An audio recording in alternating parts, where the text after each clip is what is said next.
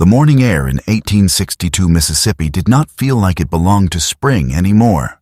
It felt heavy, as if the sky itself was holding its breath. The sun rose slowly over the fields, spilling pale gold light across rows of cotton that had not yet fully grown, and for a brief moment, everything looked almost peaceful. If you stood far enough away, you might have believed this land had never known fear. But if you listened closely, if you truly listened, you could hear it. Not birdsong, not the wind. Something deeper, a distant, rolling thunder that did not belong to the clouds. This was the year the war arrived for real. Mississippi had already chosen its side. After seceding from the American Civil War, the state had thrown its weight behind the Confederacy, and now it was paying the price. The great river towns whispered of Union gunboats pushing south. Rumors spread faster than wildfire through dry grass. Some said entire regiments in gray had been wiped out. Others swore the Yankees were burning farms as they marched. No one knew what was true anymore. Truth had become another casualty. On the outskirts of a small rural settlement, miles away from the larger towns, a modest wooden farmhouse stood surrounded by open land. The house had been built by hand, each beam cut, lifted, and set into place by the family that lived inside. It was not grand, not impressive, but it was theirs. And in times like these, that meant everything. Inside that house, a young man stood by the window, staring toward the tree line. His name was Thomas, barely 19 years old enough to carry a rifle, but young enough to still feel like the world might spare him. He had grown up believing that the land was permanent, that the river would always flow the same way, that the seasons would come and go without interruption. War had shattered that illusion. He had heard the stories about the Battle of Shiloh, how the fighting had been so fierce that the river itself seemed to run red. They said the cries of the wounded echoed for days. They said men who had never killed before found themselves stepping over bodies by the hundreds. Shiloh was not far enough away to feel distant. It was close enough to feel possible. Thomas's father had left months ago to join a Confederate regiment. The day he rode away, he had tried to look brave for his wife and son, sitting tall on a borrowed horse, promising he would return before the harvest. That promise now felt like a cruel joke.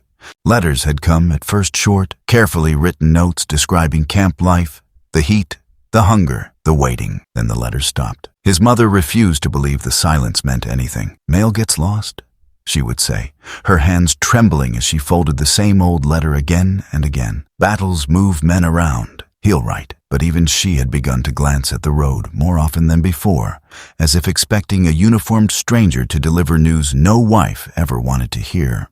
That morning, as Thomas stared at the horizon, he felt something shift in the air. The thunder grew louder, not constant rhythmic, rolling, mechanical. Then came the vibration beneath his boots. He stepped outside, squinting into the distance. Beyond the trees, a thin line of smoke lifted into the sky. They were close. The Union Army had been tightening its grip on the Mississippi River, pushing through towns, seizing control of transport routes. Everyone was talking about Vicksburg now, about how holding that city meant controlling the river itself. The Vicksburg campaign had become more than a military maneuver. It was a threat that crept into kitchens and barns and bedrooms. If Vicksburg fell, people said, the Confederacy would split in two. But strategy meant nothing to families like Thomas's. For them, the war was not about maps. It was about survival. By midday, riders came down the dirt road at full speed, Confederate soldiers in worn gray uniforms. Their faces were streaked with sweat and exhaustion. One of them shouted for water. Another warned that Union forces were advancing faster than expected. They did not stop long. They never did. War moved too quickly for conversation. Thomas helped them refill their canteens. As he handed one back, he noticed how young the soldier looked, no older than himself. The boy's hands were shaking, not from thirst, from something else. "Have you seen them?" Thomas asked quietly. The soldier hesitated before answering. "Close enough." That was all he said before riding off. By late afternoon, the distant thunder turned into unmistakable cannon fire. The sound rolled across the fields, shaking windows, startling livestock. Each blast felt like a warning. Thomas's mother stood frozen in the doorway, clutching her apron, whispering prayers under her breath. She had grown up in a Mississippi that believed war was something that happened elsewhere. Now it was at her doorstep. As dusk approached, the sky burned orange, then deep crimson. Smoke blurred the horizon, turning the sunset into something almost apocalyptic. Thomas felt a strange pull inside him, a mix of fear and anger and something dangerously close to resolve. He could not remain just a spectator. The land that had raised him was under threat. Then came the knock. It was sharp, urgent, not the hesitant tap of a neighbor, not the familiar rhythm of a friend. Thomas grabbed the old shotgun kept near the door. His mother gasped softly, but said nothing. When he opened it, a stranger stood there, a man, in a Confederate uniform, but not one Thomas recognized. His coat was torn. His face was smeared with dirt and blood. Not all of it looked like his own. "They're moving through the lower farms," the man said, breathing hard. "Union patrol. You need to hide anything they can use. Food, horses, weapons." Thomas felt his heartbeat in his throat. How far? Too close. The soldier glanced over his shoulder, as if expecting shadows to detach from the darkness at any moment. "They're not just fighting soldiers anymore," he added quietly. "They're searching houses." That was the moment the war stopped being a distant storm and became a living thing with claws. Thomas stepped aside and let the soldier in. They barred the door. Inside, the small house felt even smaller. The walls that had once represented safety now felt fragile, thin, breakable. Outside, the cannon fire continued, but now there were other sounds, two shouts carried by the wind. The faint but distinct crack of rifle shots. Somewhere not far away, men were dying. Thomas moved quickly, helping the stranger stash supplies beneath loose floorboards. His mother gathered what little food they had and wrapped it in cloth, ready to hide it in the root cellar. Every movement felt rushed, desperate, driven by the understanding that time had run out. By late afternoon, the distant thunder turned into unmistakable cannon fire. The sound rolled across the fields, shaking windows, startling livestock. Each blast felt like a warning. Thomas's mother stood frozen in the doorway, clutching her apron, whispering prayers under her breath. She had grown up in a Mississippi that believed war was something that happened elsewhere. Now it was at her doorstep. As dusk approached, the sky burned orange, then deep crimson. Smoke blurred the horizon, turning the sunset into something almost apocalyptic. Thomas felt a strange pull inside him, a mix of fear and anger, and something dangerously close to resolve. He could not remain just a spectator. The land that had raised him was under threat. Then came the knock. It was sharp, urgent, not the hesitant tap of a neighbor, not the familiar rhythm of a friend. Thomas grabbed the old shotgun kept near the door. His mother gasped softly, but said nothing. When he opened it, a stranger stood there, a man, in a Confederate uniform, but not one Thomas recognized. His coat was torn. His face was smeared with dirt and blood. Not all of it looked like his own. "They're moving through the lower farms," the man said, breathing hard. "Union patrol. You need to hide anything they can use. Food, horses, weapons." Thomas felt his heartbeat in his throat. How far? Too close. The soldier glanced over his shoulder, as if expecting shadows to detach from the darkness at any moment. "They're not just fighting soldiers anymore," he added quietly. "They're searching houses." That was the moment the war stopped being a distant storm and became a living thing with claws. Thomas stepped aside and let the soldier in. They barred the door. Inside, the small house felt even smaller. The walls that had once represented safety now felt fragile, thin, breakable. Outside, the cannon fire continued, but now there were other sounds, two shouts carried by the wind. The faint but distinct crack of rifle shots. Somewhere not far away, men were dying. Thomas moved quickly, helping the stranger stash supplies beneath loose floorboards. His mother gathered what little food they had and wrapped it in cloth, ready to hide it in the root cellar. Every movement felt rushed, desperate, driven by the understanding that time had run out. The knock did not end with that night. Union soldiers searched the house, tore through cupboards, kicked over chairs, and questioned Thomas and his mother beneath the cold glow of a lantern that did not belong to them. They left without killing anyone, without burning the house, without even taking much. But they left something behind that was far worse than theft. They left fear, the kind that does not fade with sunrise. By the next morning, the settlement felt different, quieter, not peaceful, just restrained, like everyone had agreed, without speaking, to lower their voices, so the war would not notice them again. But war always notices. Over the following days, strange things began to happen. At first, it was small. A neighbor's livestock disappeared in the night. No blood, no tracks, just empty fence posts and a gate swinging gently in the wind. People blamed soldiers, blamed hunger, blamed desperation. In wartime, theft was not shocking. Then, Mr. Halpern, who lived near the bend in the dirt road, failed to open his store one morning. That alone was unusual. He was a creature of habit. Same hour, Same routine. When two men from the settlement rode out to check on him, they found the front door open. Inside, everything looked almost normal. Shelves stocked, ledger open, a cup of coffee half drunk on the counter, but Mr. Halpern was gone. No signs of struggle, no blood, no broken glass. Gone. People whispered that Union patrols had taken him. Others said Confederate scouts might have suspected him of trading with the enemy. In a place divided by loyalty, suspicion was as common as dust. Thomas tried to ignore the unease creeping into his chest. He told himself this was war. Men vanished in war. But something about it did not sit right. Soldiers left footprints. Soldiers left noise. Soldiers left evidence. This felt cleaner. 2 nights later, it happened again.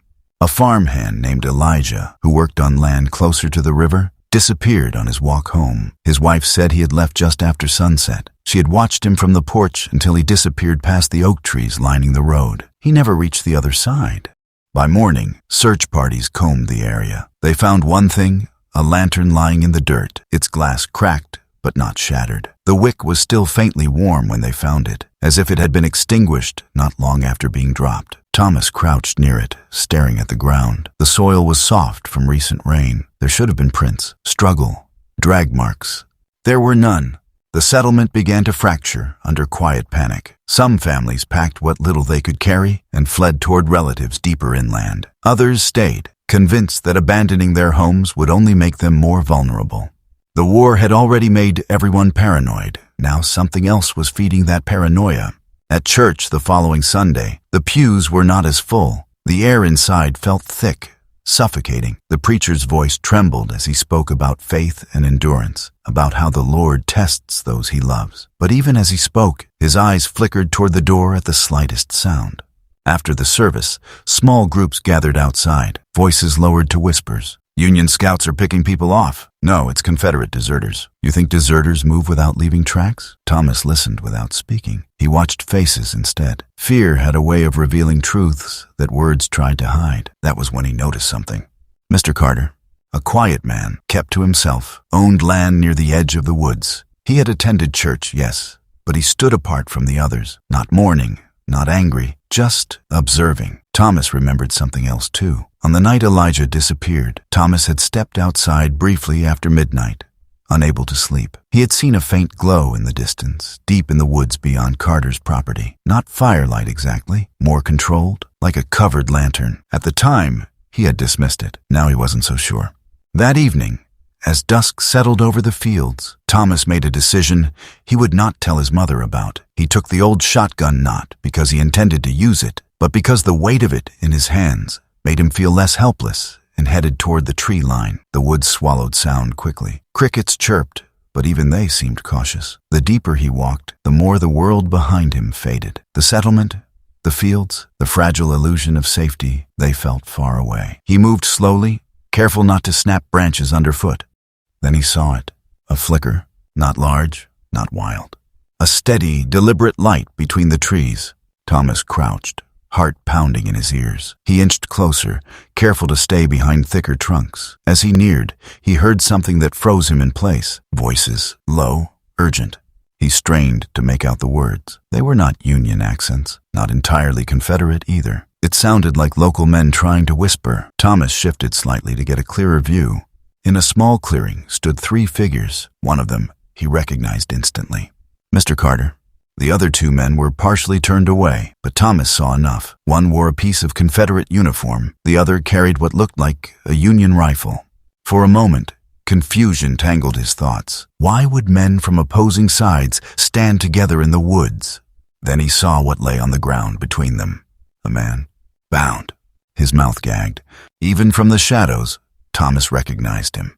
Elijah, alive.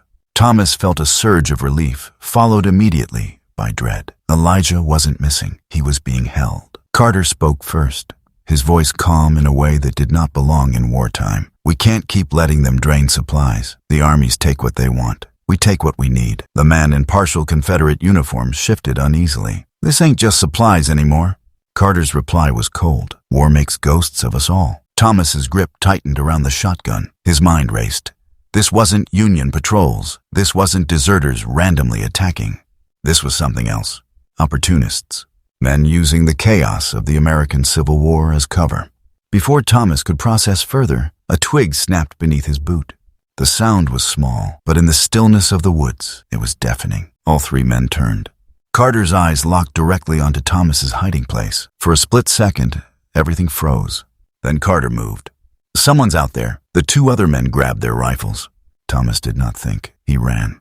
Branches tore at his sleeves as he sprinted through the trees. Shouts erupted behind him. A gunshot cracked through the air, splintering bark inches from his shoulder. He didn't look back. By the time he burst from the tree line and into the open field near his home, his lungs were burning. He collapsed behind a fence post, heart hammering so violently he thought it might burst. Elijah wasn't dead. Not yet. But now Carter knew someone had seen.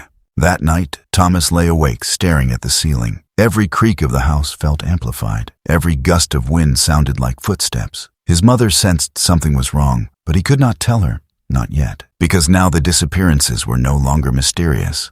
They were intentional, and they were local. Over the next 2 days, tension in the settlement thickened. Carter moved through town as if nothing had changed. He greeted neighbors. He attended a small gathering. He even spoke about forming a community watch against outside threats. Thomas watched him carefully. The calm expression, the measured tone, a man hiding something terrible behind ordinary gestures. Then came another disappearance. This time, it was a young boy sent to fetch water from the stream. The pattern was clear now. Isolation, nightfall, silence. Thomas understood something chilling. Carter, and whoever worked with him, were selecting targets carefully, people who would not be immediately missed. People whose absence could be blamed on war, and war was the perfect excuse. By the end of the week, the settlement no longer felt like a community. It felt like a trap. Neighbors eyed one another with suspicion. Doors were barred earlier, lamps extinguished sooner, conversations shortened. And somewhere beyond the fields, in the shadows of Mississippi's thick woods, lantern light flickered again, steady, patient, waiting. Thomas knew the truth now. The war had opened the door, but it wasn't soldiers stealing his neighbors. It was men who understood that in times of chaos, monsters could move freely because everyone would blame the battlefield. And as he stared out into the darkness that night, he realized something even more terrifying. The enemy was not marching toward them anymore. It was already among them. The truth did not explode into the open. It surfaced slowly, like something long buried pushing its way up through wet soil. Thomas did not sleep the night after he saw Elijah bound in the clearing. Every time he closed his eyes, he saw Carter's face turning toward him in the dark, calm and unhurried, as if he had already calculated every possible outcome. Thomas understood now that this was not random cruelty. It was organized, deliberate, and that made it far more dangerous. At dawn, a thin layer of fog clung to the fields, turning the world pale and uncertain. His mother moved quietly around the kitchen, pretending life was still normal. Thomas watched her for a long moment, realizing how fragile that illusion truly was. If Carter suspected him, the farmhouse would not remain untouched for long. He needed proof, not suspicion, not whispers. Proof strong enough that even a frightened settlement could not ignore it. He waited until mid-morning, then told his mother he was going to check the southern fence line. He took no shotgun this time, just a shovel and a coil of rope slung over his shoulder tools that would not draw attention if someone saw him walking toward the woods. The clearing from 2 nights before felt different in daylight, smaller, less mysterious, but that only made it worse. Evil looked ordinary under the sun. There were no men there now, no lanterns, no captive, but there were marks, boot impressions, faint but visible in the damp earth. A disturbed patch of ground near the edge of the clearing. Thomas crouched and brushed his fingers over the soil. It had been turned recently. His pulse quickened. He hesitated only a moment before driving the shovel into the earth. The first few thrusts cut easily. The soil was loose, too loose for untouched ground. He dug faster, heart pounding, sweat mixing with dirt on his hands. 3 feet down, the shovel struck something solid. Wood. Thomas dropped to his knees and cleared the remaining soil with his hands. It was a crude box, rough planks nailed together, not a coffin, not properly made. His stomach tightened. He pried it open. Inside were not bodies, supplies, canned goods, ammunition, medical kits, even a folded Union uniform jacket. Thomas stared in disbelief. Carter was not simply abducting people for ransom or revenge. He was building something, stockpiling resources from both sides. He continued digging around the clearing and found more hidden caches, weapons wrapped in oilcloth, Confederate insignia, Union currency. This was no random scheme. It was a private operation thriving beneath the cover of the American Civil War. Carter and his men were looting from everyone Union patrols, Confederate stragglers, local farms, and hiding the evidence underground. War had created chaos. Carter had turned chaos into opportunity, but that still did not explain the missing people. Thomas filled the hole back in carefully, disguising his disturbance. If Carter returned and noticed someone had dug there, it would be over. He moved deeper into the woods, scanning for anything else unusual. That was when he found it. A narrow trail, barely visible unless you were looking for it. The grass along its edges was slightly flattened, not from animals, but from repeated human steps. Thomas followed it slowly. It led downhill toward a shallow ravine he had rarely visited. As he approached, he smelled something faint but unmistakable. Decay. His breath caught. He edged forward until the ravine opened before him. At first, he saw nothing, just brush and shadow. Then his eyes adjusted. There, partially concealed beneath branches and dirt, were shapes, human shapes. His legs felt weak. Thomas slid down the slope, hands trembling. He cleared away leaves from the nearest form. A face stared back at him. Mr. Halpern. His eyes were closed, his skin pale and drawn tight. Thomas staggered backward. He uncovered another. And another. Not all of the missing were there, but enough to understand. Elijah had been alive when Thomas saw him. He was likely not alive now. Thomas stood frozen in the ravine, the weight of the discovery pressing down on him like the humid Mississippi air before a storm. Carter was not just stealing supplies. He was eliminating witnesses. Anyone who saw too much, anyone who questioned missing goods, anyone inconvenient. The war provided the perfect excuse. A missing man could be blamed on Union raids, Confederate conscription, desertion, or crossfire. No one would dig deeper. Because digging deeper meant facing something even darker than the battlefield. Thomas climbed out of the ravine slowly, his hands streaked with dirt and something else he did not want to name. His mind raced. If he went to the settlement now, what would he say? I found bodies in the woods? Carter would deny it. His men would back him, and Thomas had no proof except his word. Worse, Carter now knew someone had seen the clearing. That night, the tension inside the farmhouse felt suffocating. Just after sunset, there was another knock, not as violent as the Union patrol days before. Measured. Deliberate? Thomas opened the door cautiously. Carter stood there, alone. His expression was calm, almost friendly. Evening, Carter said softly. Thomas forced himself not to glance away. Evening. Carter stepped slightly closer, lowering his voice. Strange times we're living in. Hard to know who to trust. Thomas felt his throat tighten. That's true. Carter studied him for a long moment. Heard someone's been wandering the woods lately. A pause. Dangerous place, those woods, especially now. Thomas held his gaze. War makes everywhere dangerous. Carter smiled faintly. Yes, it does. For a second, neither man spoke. Then Carter leaned in just enough for his words to land heavy. Sometimes the ground keeps secrets better than people do. Thomas's heartbeat thundered in his ears. Carter straightened, tipping his hat slightly. Stay safe, son. He turned and walked back into the fading light. Thomas closed the door slowly. Now there was no doubt. Carter knew. The next morning, another man vanished. But this time, there was blood. Not much, just a smear near the road. It was as if Carter had stopped trying to be careful, or perhaps he was sending a message. Thomas realized something crucial then. The bodies in the ravine were not meant to be found. They were insurance, a way to erase problems quietly. But if the settlement turned against Carter before he consolidated his hidden supplies, his entire operation would collapse. Thomas needed leverage. He returned to the woods once more, not to the ravine, but beyond it. He searched for anything that could tie Carter directly to the killings. Near one of the buried caches, he found something he had missed before. A ledger, wrapped in oilcloth. Inside were names, dates, quantities, supplies taken, horses claimed, ammunition recovered. And next to certain names marked with a simple symbol were small X's. Mr. Halpern, Elijah, 2 others. The X did not need explanation. Thomas stared at the ledger, realization washing over him in a cold wave. Carter wasn't acting out of madness. He was building power. In a region destabilized by war, whoever controlled food, weapons, and information controlled survival. And those who threatened that control were removed. Efficiently, silently. Thomas closed the ledger and slipped it beneath his shirt. For the first time since this began, he felt something other than fear. He felt clarity.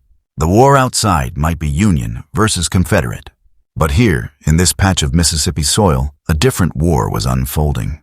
A hidden one, fought not with cannons, but with secrecy and shallow graves. And now that the secrets beneath the soil had surfaced, there was no turning back. Because once you uncover what the ground has been hiding, you cannot pretend it is still buried.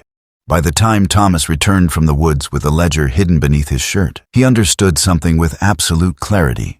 And truth was no longer enough. Truth without strategy would get him killed. The settlement felt smaller now, not physically smaller, but tighter, as if the air between houses had narrowed. Every glance from a neighbor carried weight. Every door that closed sounded like a warning. Carter's presence lingered everywhere, even when he was not in sight. Thomas spent that evening sitting at the kitchen table, the ledger open in front of him, reading every line again and again until the ink felt burned into his memory. Names, supplies, dates, symbols. It was all their proof of theft, coordination, calculation. But what haunted him most were the X marks. The X did not stand for loss in battle. It stood for elimination. Carter had turned the chaos of the American Civil War into a business, not just theft. Control. With Union and Confederate forces clashing across Mississippi, particularly as tensions tightened around the river during the Vicksburg campaign, entire communities were cut off. Desperate. Vulnerable. Whoever could supply food and ammunition held influence. Whoever controlled fear held power. And Carter had both. Thomas knew he could not confront him alone. That would be suicide. Carter had at least 2 accomplices, likely more. Men willing to bury neighbors in shallow ravines. Men who understood that war erased accountability. So Thomas did something far more dangerous than charging in with a weapon. He chose to speak. The next morning, he rode quietly to see Reverend Whitaker. The preacher had always been respected in the settlement. Not loud, not commanding, but steady. People listened to him, especially in uncertain times. Thomas did not begin with accusations. He began with a question. "How many more?" he asked quietly once they were alone. The Reverend looked at him carefully. "More of what, son?" "More missing before we stop pretending it's the army." Silence stretched between them. The Reverend's expression shifted. Not surprise, recognition. "You've seen something," he said. Thomas nodded slowly. Then he showed him the ledger. The older man's hands trembled as he read. His lips tightened at each X mark. If this is true." "It is." The Reverend closed the book carefully. "You understand what this means?" "Yes," Thomas replied. "It means we either act together or we die separately." By nightfall, 3 more men had quietly been shown the ledger. Not hot-headed boys eager for revenge, but men with families. Men who understood consequence. Each reacted differently. Anger, fear, denial. But none denied the handwriting. None denied the names. Still, confronting Carter openly would split the settlement apart unless handled carefully. Carter was not isolated. He was respected. He had helped rebuild fences after raids. He had organized patrols. He had positioned himself as protector. That was the brilliance of it. He had built trust before he began burying bodies. Thomas proposed something simple. "We don't accuse him," he said. "We let him think we suspect nothing." "And then?" one man asked. "Then we make him show his hand." 2 nights later, the trap was set. Word was allowed to drift quietly that a supply wagon was expected to pass near the southern road. Confederate leftovers from a retreat, lightly guarded. Just enough information to tempt someone who believed in opportunity. The rumor would reach Carter. It had to. That evening, Thomas positioned himself with Reverend Whitaker and 2 others near the edge of the woods, hidden, watching. The wagon itself was empty, a decoy, but it looked convincing in the moonlight. Hours passed. Then, movement. 3 figures detached from the tree line. Carter was among them. Thomas felt a cold steadiness settle over him. Not fear this time. Something harder. The men approached the wagon cautiously. One checked the perimeter. Another lifted the canvas cover. Empty. Confusion flickered across Carter's face for the briefest moment. Then the Reverend stepped forward from the shadows. "Looking for something?" Carter froze. Thomas and the others emerged behind him. For a heartbeat, no one moved. Then Carter's expression shifted. Not panic, not guilt, but calculation. "You set this up?" he said quietly. Thomas held the ledger in his hand, visible now. "We found what you buried." The words hung heavy in the night air. Carter's 2 accomplices raised their rifles slightly.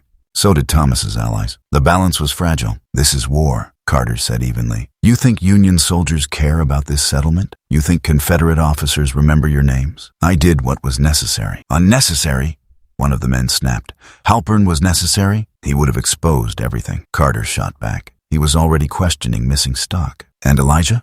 Thomas asked. Carter's jaw tightened. Elijah talked too much. The simplicity of the statement struck like a blow.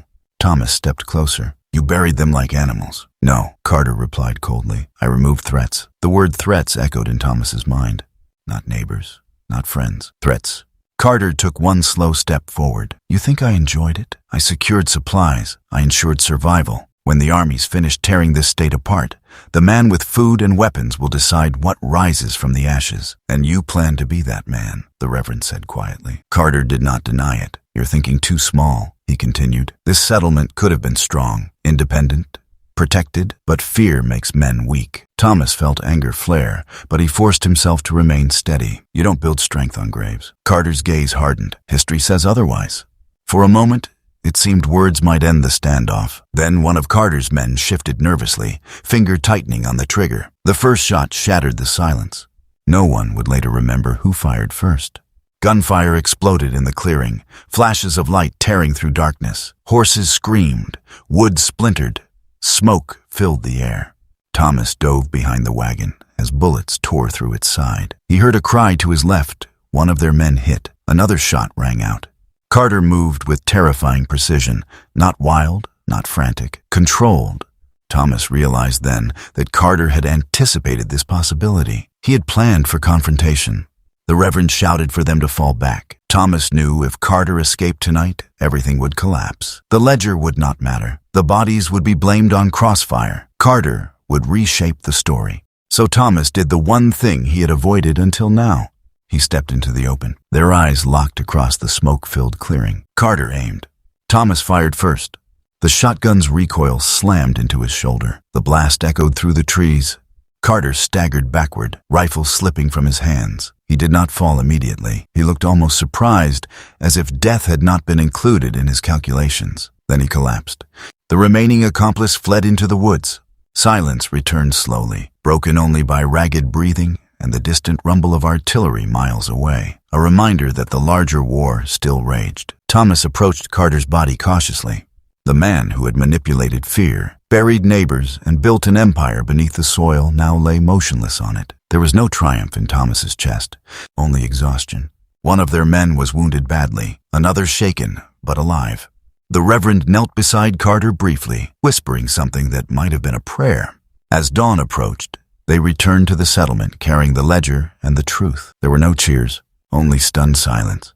The ravine was uncovered that morning. The bodies were retrieved. Proper graves were dug. Families wept not just for loss, but for betrayal. The cost of truth had been paid in blood, not only Carter's. But as Thomas stood watching the first light of day stretch across Mississippi fields scarred by war, he understood something deeply. The battlefield was not always where uniforms clashed. Sometimes it was in the space between fear and courage. And sometimes the enemy wore the same face as a neighbor. The larger war would continue. Cannons would thunder. Cities like Vicksburg would rise and fall. But here, in this small patch of Mississippi soil, another war had ended, and it had demanded its price. When the smoke cleared from the clearing, and Carter's body was laid beneath the same Mississippi sky he had tried to control, the settlement did not erupt into celebration. There were no victorious shouts, no sense of triumph. There was only a heavy stillness, the kind that settles after a violent storm when the trees are still standing, but forever changed. The war outside did not pause for their revelation. Cannon fire still rolled faintly in the distance some nights, like distant thunder refusing to fade. The American Civil War continued its brutal march across the South, tightening its grip on Mississippi as Union forces pressed harder along the river routes. Rumors swirled daily about the fighting connected to the Vicksburg campaign, about blockades, starvation, and cities being slowly strangled into surrender. But for the small settlement, the immediate war had been personal. The ravine was cleared within 2 days. The bodies were carried out carefully, wrapped in cloth, given names again instead of being left as hidden shapes beneath dirt and leaves. Families gathered in silence as graves were dug properly this time, not in secrecy, but in mourning. Reverend Whitaker's voice trembled during the service, not just with grief, but with something heavier disbelief that the danger had been living among them all along. Thomas stood slightly apart from the others during the burials. His hand still ached from gripping the shotgun days earlier. His shoulder throbbed from recoil, but the physical pain felt distant compared to the weight pressing on his chest. He had pulled the trigger. Even though Carter had been a murderer, even though it had been necessary, there was no way to undo that moment. At night, when the settlement grew quiet, Thomas would sometimes wake to the memory of Carter's expression in that final second, not rage, not fear, but surprise, as if the possibility of losing control had never truly occurred to him. The illusion of safety had been shattered long before that night. But now something else was gone too, innocence. The community no longer trusted easily. Doors were still barred early, conversations were cautious, even friendly glances carried hesitation. It was not only the war that had divided the land, it was what fear had revealed about people. The ledger was burned publicly, at Thomas's suggestion, not because it lacked value, but because its existence represented something poisonous. The proof had been seen, the truth had been spoken. Keeping it would only invite retaliation if Confederate or Union authorities stumbled upon it and twisted its meaning for their own advantage. Carter's surviving accomplice was never found. Some said he fled north to blend in with Union ranks. Others believed he slipped south, joining Confederate units where records were chaotic and questions rare. A few whispered that he was still somewhere in the woods, watching. Thomas never fully dismissed that possibility. Weeks passed. The settlement began the slow work of rebuilding knot houses. But trust, shared meals returned cautiously. Men took turns patrolling the roads, not out of paranoia now, but out of responsibility. There was a difference. One evening, as Thomas repaired a section of fence near the southern field, his mother approached quietly. She had aged in those few months more than in the previous 10 years. War did that. Loss did that. You did what you had to, she said softly. Thomas did not look up immediately. I keep telling myself that. She rested a hand on his shoulder. There's a difference between becoming a monster and stopping one. Her words lingered long after she walked back toward the house. As summer deepened, the sound of distant artillery grew less frequent. News filtered in that Vicksburg had fallen, giving Union forces control over the Mississippi River. The Confederacy was being cut in two. Supply lines fractured. Hope thinned. For many in the settlement, that news brought dread. It meant uncertainty. It meant possible occupation. It meant more soldiers walking their roads. But for Thomas, it carried a different realization. The larger tides of history were moving regardless of individual will. Battles were won and lost in places like Shiloh and Vicksburg, shaping the fate of states and armies. Yet in their small corner of Mississippi, survival had depended not on generals, but on ordinary people choosing courage over silence. The seasons began to shift. Autumn painted the fields in muted golds and browns. Crops were smaller than usual. Labor was scarce. Many young men had marched off and never returned. The settlement carried both visible and invisible scars. One afternoon, Thomas walked back to the ravine alone.